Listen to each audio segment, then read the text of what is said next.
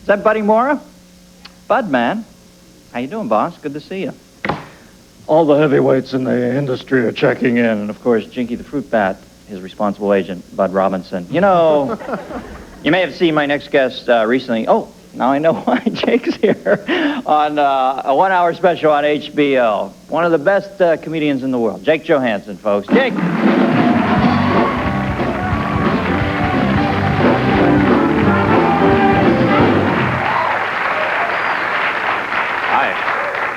Boy, thanks very much. Thanks. It's nice to. I feel good. Thank you. It's good to be out of my house. My appliances are turning against me. It's the toaster started it with the. It was automatic pop-up thing, right? So you put the toast in, and then, well, technically you don't put the toast in the. I mean, if I had toast, I wouldn't need the toaster. So I put bread, key ingredient of toast, in the toast. I don't even have to look at the recipe anymore. So I put that in, and the thing that's broken is the automatic pop-up, right, which is the first thing to go bad on the toaster, and not counting the darkness control knob, just because I don't think that's hooked up to anything from the beginning. That it's like some kind of Fisher-Price control that they put on. You know, I'm making the toast darker. No, you're not.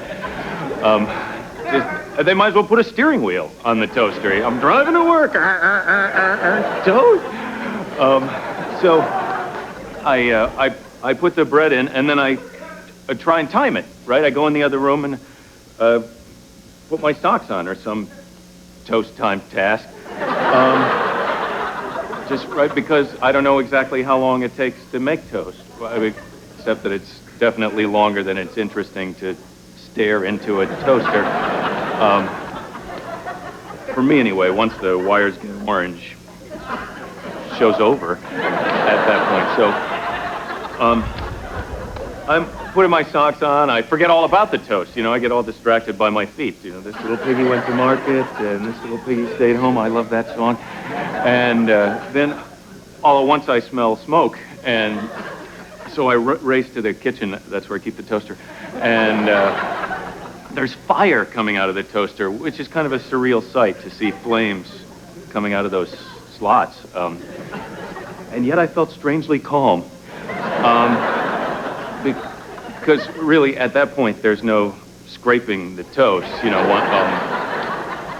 once the bread ignites, pretty much have to start over with all new slices. So I was able to put out the toast fire, and then I tried to fix the toaster, which I don't know why I thought I could even fix it. It was like a guy impulse that I could fix this toast. You know, I'm bigger than it.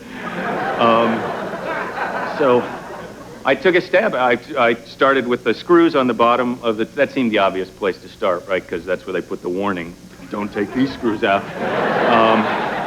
So that's for the layman. I take it apart, and then I realize that I don't know how it works. I don't know what I was hoping to find in there, right? Like a shoelace untied, or you know, maybe a snowman with his hat blown off. I could. There you are, little fella. But yeah, I couldn't even find the snowman, you know. So I had to scrap. I went to buy a new. Then I go to buy the new toaster, and of course the salesman wants me to buy the biggest toast machine they've got, the V8 rocket toaster. Things are so complicated now. You know, I got a new razor. I bought that Sensor. It seems so high tech. I saw it on the Super Bowl, you know, where the shaving breakthroughs debut, and it looked in the commercial. I mean, it comes out of a vault, and there's smoke, and the guy, you know, the first blade is psychic, and the second blade is omnipotent. Man, they make it sound like you got to lock it in a box at night, or it'll shave you while you're asleep. You know. Get out of the house. I don't know where the razor is. The dog is bald. Do you hear me? You got the dog.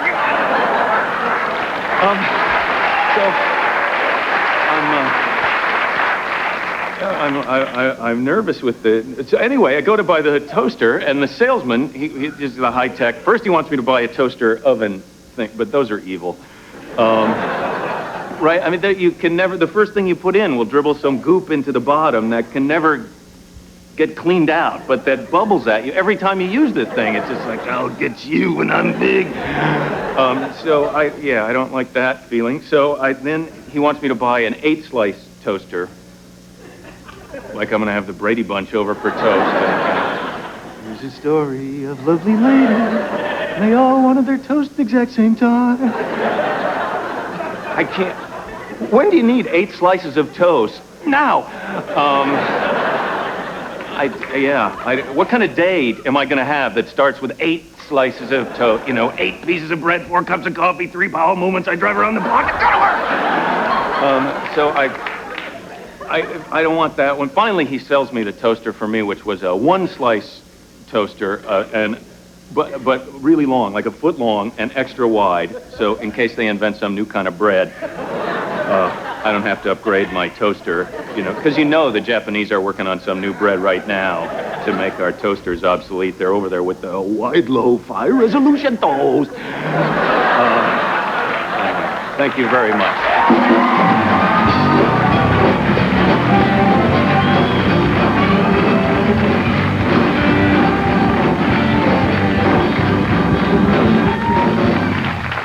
Jake Sterr.